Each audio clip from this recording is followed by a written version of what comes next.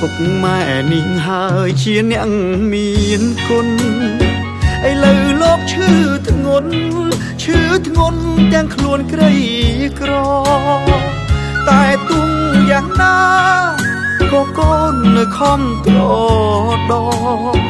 បើទោះយើងក្រតែយើងមានចិត្តម៉ែមិនទាន់ធូរស្បើយតែអស់ហើយស្រែទ្របធន់ដើម្បីអ្នកមានគុណទ្របធន់មិនអាចប្រៀបឡើយតួអង្គប៉ុន្មានក៏កូនមិនរុញរា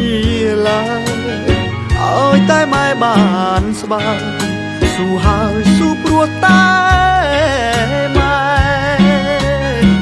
ខំប្រឹងធ្វើការរកប្រាំងទិញថ្នាំ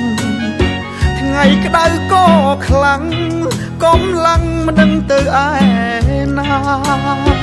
តែម៉ែកុំព្រួយម៉ែនឹងជាណាម៉ែណានឹងបានទៅវ